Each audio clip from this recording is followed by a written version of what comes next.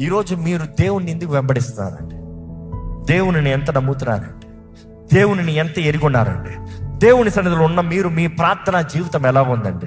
దేవుడు మీతో మాట్లాడుతున్నాడని మీరు గ్రహిస్తే కనీసం ఈ రోజు నుండి వాక్యం చదవండి. ప్రతిదినము వాక్యం చదవండి. దివారాత్రములు ధ్యానించువాడు ధన్యుడు. ఈ ఒక్క మాట చెప్పి ముగిస్తున్నాను. చాలాసార్లు చెప్పాను కానీ మరలా చెప్తున్నా. ఈరోజు దేవుడు సపరేట్గా ఎవరిని కూర్చొని ఆశీర్వదిస్తా కూర్చోడు. చాలా మంది ఆశీర్వదించు అన్న ప్రార్థనకు వస్తే ఎప్పుడు ఈ మాట చెప్తూ ఉంటా. బ్లెస్ అంటే నేను కాదు బ్లెస్సర్, గాడ్ ఈస్ ద బ్లెస్సర్.